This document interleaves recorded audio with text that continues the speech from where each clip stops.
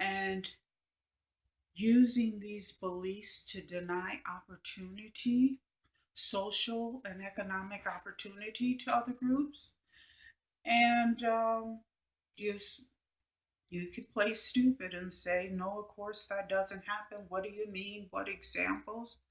Okay, when I say deny opportunities, okay, we know that there are certain tests um, that we want to call them personality tests, screening tests for jobs,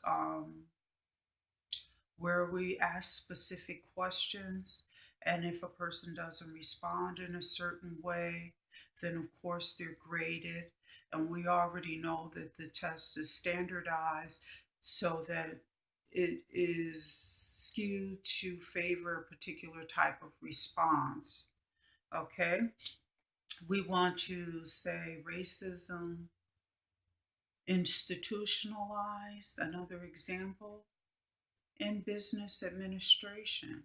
Okay, in these top businesses where you go in, I'm not saying there's not exceptions to what I'm about to say, but I'm saying you can pretty much be assured that when you go into any government office or any industry, any of the top industries, that if you're applying for these administrative positions, CEO, whatever, the people who are looking back at you and who are interviewing you are going to be people that can identify with you and are likely to be more empathetic and sympathetic to you.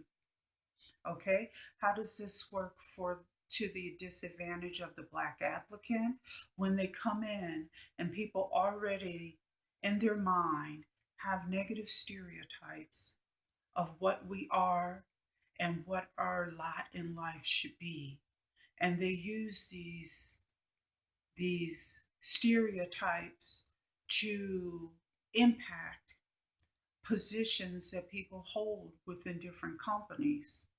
So this is what I mean by institutionalized. If we want to talk about society, um, yes, Black people participate in government.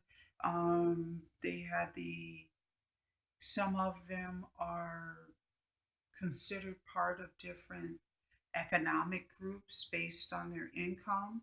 Some of them may be higher income and they're considered to be certain groups, okay? But they're not really involved in what we would call the majority part of the social system. Their part and their power is within their own group. But in the larger society, they are not given the same um, consideration as their white counterparts. So, I mean, we can pretend that that's not true and say, well, this person or that person or specifics, or, I mean, there are different people who continue to deny that racism exists, and the fact of the matter is, it still does in America. We just want to believe that because we don't see it in the same way we did maybe 100 years ago, that it no longer exists. When people with racist ideologies, or we want to say, I guess the PC term is ethnocentric people, people that believe that they're, we call it ethnocentric, but we know what it really is. Okay? So these ethnocentric slash racist people deny opportunities, whether it's in jobs, whether it's in, okay, you're coming before the court.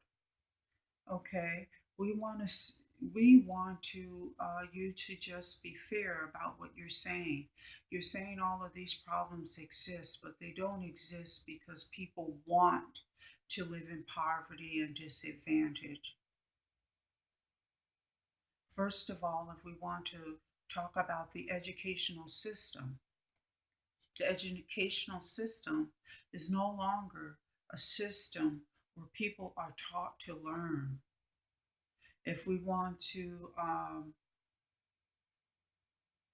refer to our social theorists, Lecompte, Jean Anyon, okay, we know industry controls education in America. We're not saying that they shouldn't have some influence. Yes, some influence. But the majority of the influence should be parents and students. They should be the ones saying, okay, we want an opportunity to learn, not just to memorize, rote memorization, but learning to think, learning different strategies so that whatever they learn situationally, they can use the strategy to apply to another situation. We're not really teaching this with our lower income students. If you want to examine the sociological research, it's showing that based on income, educators, school systems treat students differently. Students from families with higher incomes are allowed more opportunity to learn. They have access to more resources. The education professionals teach them differently. Education professionals put forth more effort to see that they learn different learning strategies and information so that they can rise to higher ranks in society and in, industry. But people who are lower middle class and lower income, they're not afforded the same educational opportunities. So as a result, they have all of these reading problems, they have all of these learning problems. The system wants to categorize them as learning disabled when the fact of the matter is they didn't have the attention that they needed. One of the oldest sayings I guess I've heard is up until the third grade, students learn to read. After then, they read to learn.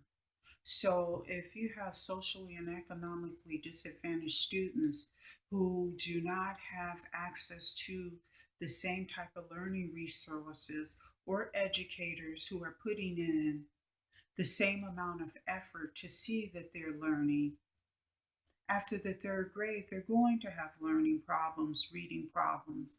And as they move on to each grade, the problem will only be compounded until when they reach high school. And then we want to sit back and say these students aren't ready to enter college. These students aren't achieving the same levels as their white counterparts. This has nothing to do with genetics. Maybe back in the 1960s, 50s, 30s, we wanted to sit back and say that Black people were genetically inferior to white people, and this is why they have achieved such low academic standards. And this is not the truth. The fact of the matter is, a lot of these lower income students have had their education sabotaged. What do I mean by sabotage?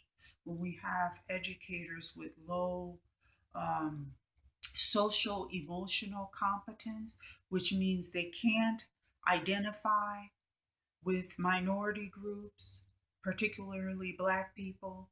They have no experience with these people.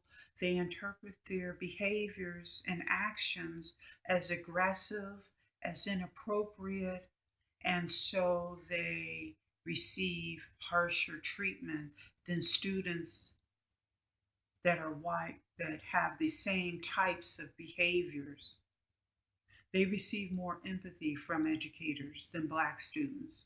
So after we finish stamping the heads of all of these socially and economically disadvantaged students as we stamp their heads with reject, with learning disabled, with failure, with all of these things. And then we sit there and we want to point.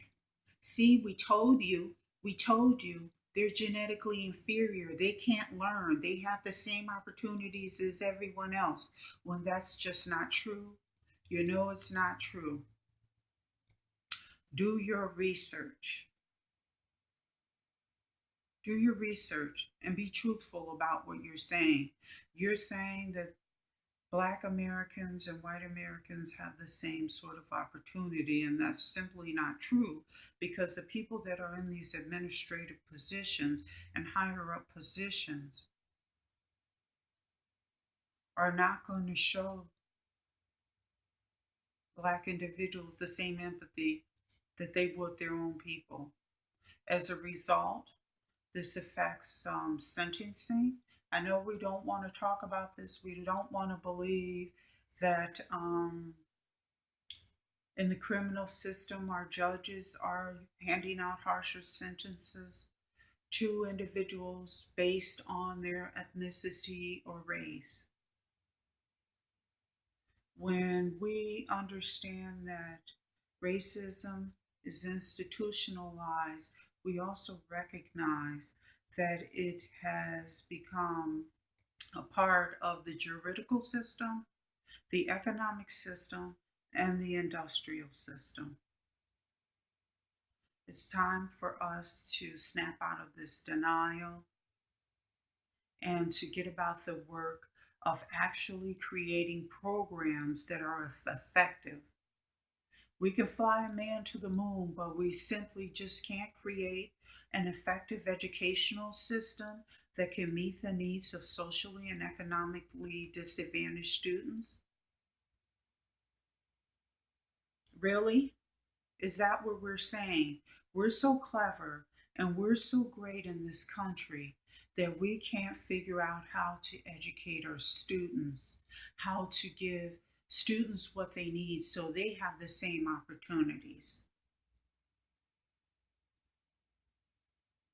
The students do not have equal opportunity. And we need to understand, okay, what would be the purpose in denying opportunity to certain groups of people? Think about it.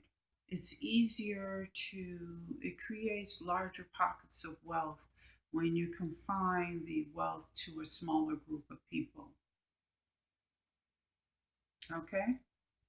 So, in that way, I can say that is a reason why we have been denied opportunity because we don't want to spread the opportunity around. And no one is saying we want you to give us anything. We're saying give us opportunity, equal opportunity.